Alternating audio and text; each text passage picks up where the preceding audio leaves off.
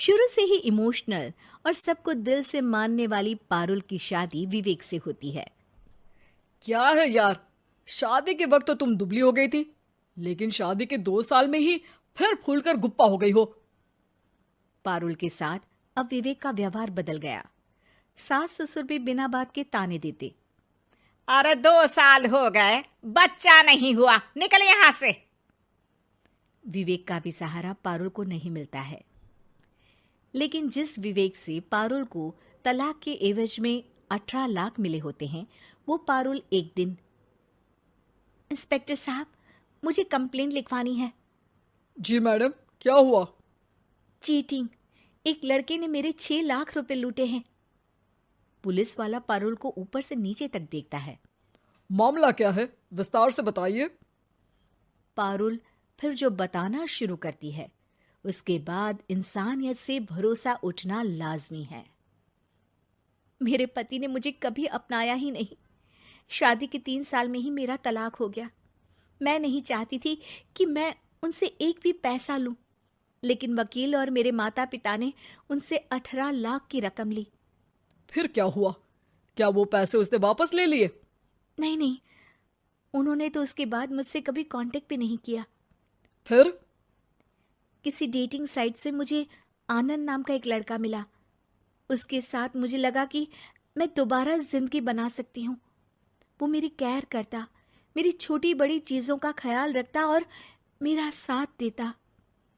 अच्छा, क्या उसने तुम्हें शादी करने का झांसा दिया था? हाँ, वो भी तलाकशुदा था। पहले तो उसने मुझसे कहा कि उसकी एक बेटी है, लेकिन फिर पता चला कि उसकी एक नहीं 2 बेटियां हैं। इतना ही नहीं, दिल्ली के एक आम इलाके में वो बीवी और बच्चियों के साथ ही रहता है।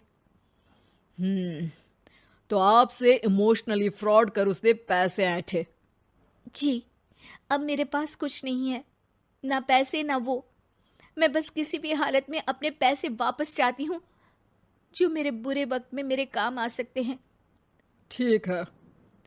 पुलिस आनंद को पुलिस स्टेशन बुलाकर सारी पूछताछ करती है, लेकिन आनंद पुलिस वालों को ये यकीन दिला देता है कि पारुल ने उसे कोई पैसे दिए ही नहीं, बल्कि वो तो उस पर बीवी को छोड़ने का दबाव बना रही थी और ना मानने पर पारुल ने ये झूठा केस डाला है। क्या मैडम, फोकट में पुलिस का वक्त खराब कर रही हैं? कोई शादीशुदा क्यों अपनी बीवी छोड़ेगा? अब आपकी शादी टूटी तो मतलब सबकी तो नहीं टूट सकती ना। पारुल को पुलिस वाले के मुंह से ये बात सुनकर हैरानी होती है। उसे कुछ समझ में नहीं आता कि वो क्या करे। वो अपनी सहेली झनक, जो कि वकील थी, उससे कांटेक्ट करती है। झनक, मैं क्या करूं? मैं कैसे पुलिस को यकीन दिलाऊं कि आनंद ने मेरे साथ न सिर्फ शारीरिक और मानसिक चीट किया है, बल्कि आर्थिक तौर पर भी वो मुझे खाली कर गया है। अब वक्त झनक का था। देख पारुल, ऐसे तो किसी को भी बिना सोचे समझे पैसे नहीं देने चाहिए, लेकिन अब जब तूने ये कदम उठा ही लिया है, मुझे ये बता, तूने कब कब पैसे दिए और कितने? क्या कहीं कोई सबूत है? पारुल कुछ सोचती है।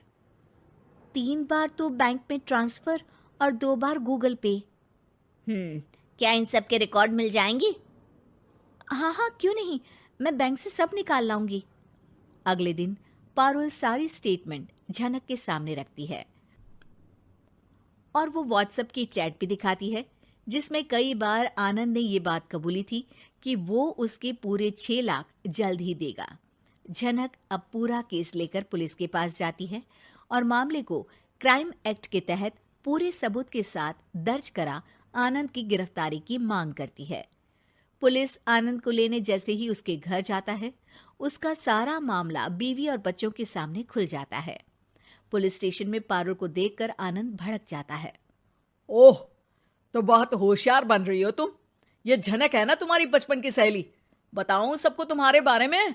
सब है मेरे पास, वो फोटो, वो वीडियो, तेरे भाई का नंबर भी है। 6 लाख क्या, अब 1 रुपया भी निकाल कर दिखा दे। वो पुलिस स्टेशन में जोर जोर से चिल्ला रहा था कि तभी पुलिस के एक सीनियर ऑफिसर को गुस्सा आ जाता है। क्यों चिल्ला रहा है? अब तो सारे सबूत है तेरे खिलाफ। ऊपर से यहां चिल्ला चिल्ला कर तूने खुद को तो गड्ढे में धकेल दिया है। जल्दी बता, लड़की के पैसे लौट आता है या फिर? आनंद डर जाता है। तभी उसकी बीवी और बच्चे पुलिस स्टेशन में आकर पारुल के पैसों का बैग देते हैं। मेरे पति को माफ कर दीजिए, प्लीज उन्हें पुलिस से बचा लीजिए। मेरे छोटे बच्चे हैं, ये कैसे रहेंगे? होता भी यही है।